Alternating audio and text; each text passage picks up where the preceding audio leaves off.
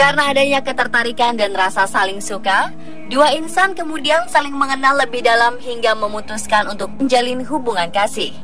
Namun siapa sangka, pada beberapa kasus, sosok kekasih yang diharapkan bisa memberi rasa aman dan rasa sayang justru berubah 180 derajat menjadi sosok yang paling kejam.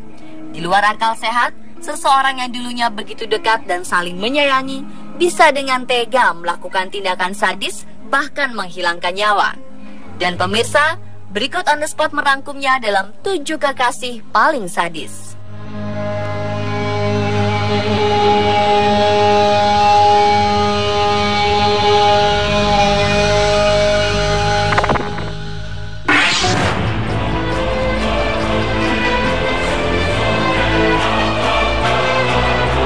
Yang pertama, ada kasus yang akhir-akhir ini menghebohkan berbagai media, yakni seorang pria yang membunuh kekasihnya sendiri dengan menggunakan boneka berukuran besar berwarna pink.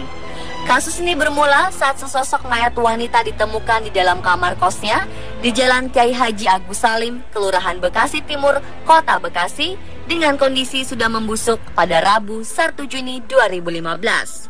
Awalnya, kasus ini dianggap bukan kasus pembunuhan. Namun dari hasil penyelidikan, polisi menemukan sejumlah kejanggalan. Korban bernama Monica berusia 19 tahun yang merupakan seorang mahasiswi ternyata dibunuh oleh kekasihnya sendiri, Arifin Binerwan, berusia 22 tahun. Menurut pihak kepolisian, pasangan kekasih yang akhirnya diketahui tinggal sekamar ini bertengkar hebat pada malam hari 31 Mei 2015. Dan saat bangun di keesokan harinya, yakni Senin pagi 1 Juni 2015, pertengkaran berlanjut hingga berujung kepada pembunuhan. Korban dibekap dengan boneka berukuran besar selama 20 menit dalam posisi terlungkup. Untuk mengelabui warga dan polisi, sejam setelah membunuh kekasihnya itu, pelaku berangkat kerja dan pulang kembali sekitar pukul 10 malam. Ia kemudian terlebih dahulu masuk ke kamar dan membalikan posisi badan mahasiswi cantik tersebut hingga terlentang. Selanjutnya, tersangka keluar rumah dan berteriak minta tolong, serta pura-pura mendobrak pintu kamar kos. Namun setelah diidentifikasi polisi, aksi kebohongannya ini segera diketahui. Kepada polisi, pelaku akhirnya mengaku sudah lama kesal terhadap korban yang dipacarinya sejak 2014 tersebut, karena dinilai hanya menghamburkan uang hasil kerjanya saja. Untuk mempertanggungjawabkan perbuatannya, tersangka dijerat dengan pasal 338 KUHP dengan ancaman hukuman 15 tahun penjara.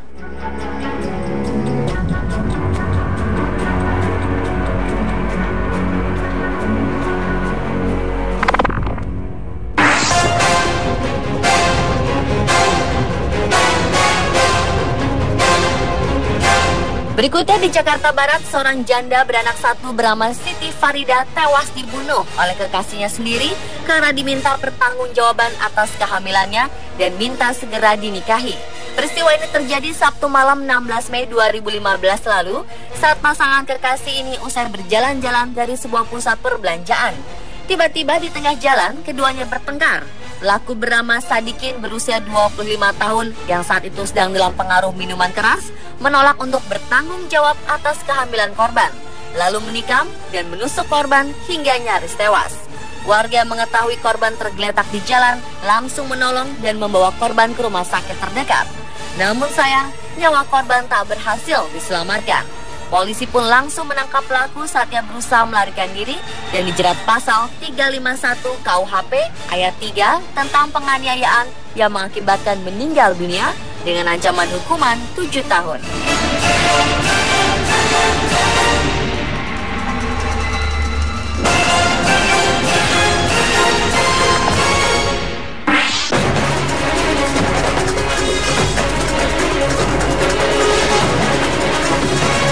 Aksi sadis yang dilakukan kekasih berikutnya terjadi di Semarang. Seorang pria yang marah karena diputus cintanya nekat memukul kepala sang kekasih yang juga selingkuhannya dengan menggunakan helm hingga meregang nyawa. Kasus tewasnya MS, mandor wanita pabrik plastik yang ditemukan tewas tengah telanjang di areal pembuangan sampah Terminal Terboyo, Semarang, akhirnya terungkap. Pelaku tak lain adalah kekasih korban yang sakit hati hubungan asmaranya diputuskan. Korban merasa tidak nyaman terus-terusan menjalin hubungan secara kucing-kucingan lantaran RH telah menikah dan memiliki 1 anak. Pelaku yang tidak terima kisah cinta terlarangnya kandas di tengah jalan, langsung memukul wanita 25 tahun ini dengan helm, lalu menjerat lehernya dengan tali tas hingga meregang nyawa. Tersangka yang sempat kabur ke Tangerang, Banten ini akhirnya diringkus setelah dilumpuhkan dengan timah panas.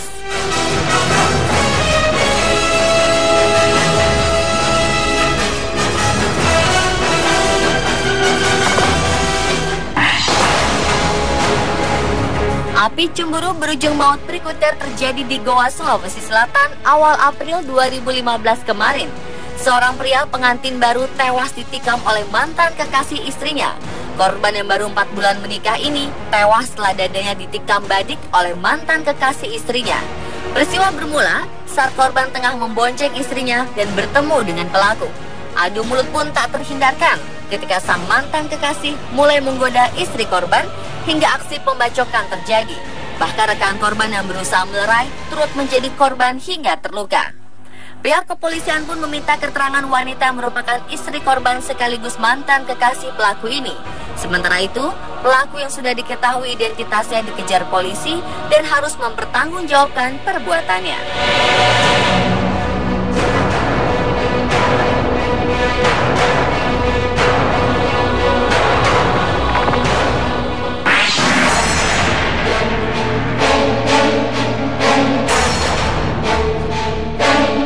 Pelaku pembunuhan sadis bisa saja terjadi dan dilakukan oleh siapa saja, tak terkecuali kaum adam lemah gemulai, penyuka sesama jenis alias gay.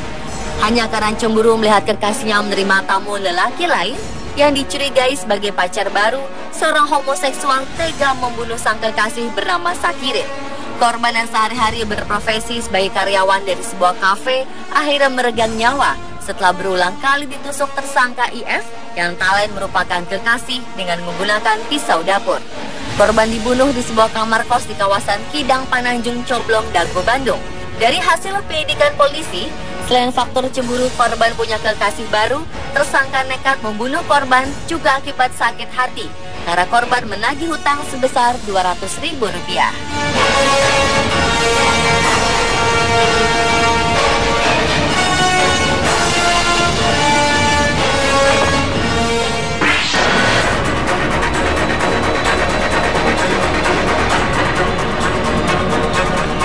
Kekasih paling sadis selanjutnya yakni pria bernama Tony. Karena dibakar api cemburu hingga kalap, pria ini tega melakukan aksi pembunuhan sadis terhadap seorang gadis SPG cantik yang menjadi kekasihnya di sebuah hotel di Taman Pluit, Jakarta Utara. Korban bernama Amanda Francisca ini tewas dengan sejumlah luka tusuk di bagian dada. Pembunuhan Dara berusia 19 tahun ini diduga telah direncanakan dan bermotif cemburu buta karena sang kekasih dianggap dekat dengan pria lain. Ironisnya, usai menghabisi nyawa kekasihnya, pelaku memilih terjun dari apartemen lantai 23 di Tebet, Jakarta Selatan saat dia melihat kedatangan polisi. Polisi bisa mengendus keberadaan Tony setelah polisi menemukan petunjuk di kamar hotel lokasi pembunuhan. Sebelum terjun, Tony sempat menyewa kamar hotel di Tebet untuk membersihkan tubuh dari noda darah. Dari lokasi kejadian, polisi menyita barang bukti seperti pisau, gunting, tas hitam milik korban, tas make up, dan sebuah mobil yang dikendarai pelaku saat melarikan diri.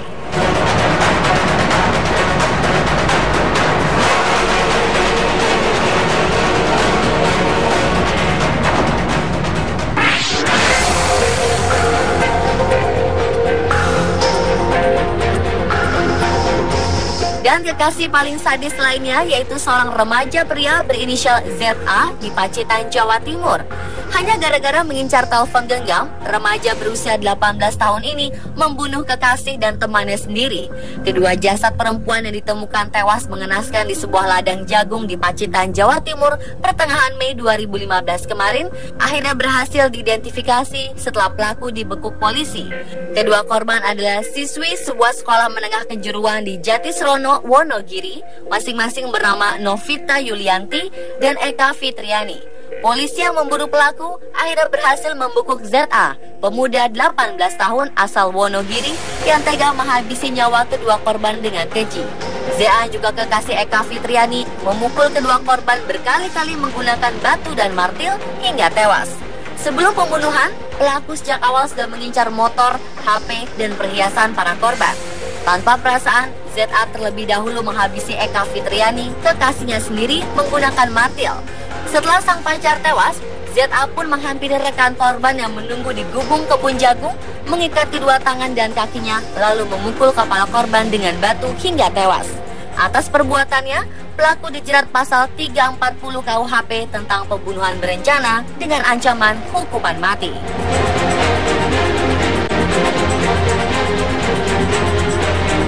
Dan pemirsa, itulah 7 kekasih paling sadis versi On The Spot.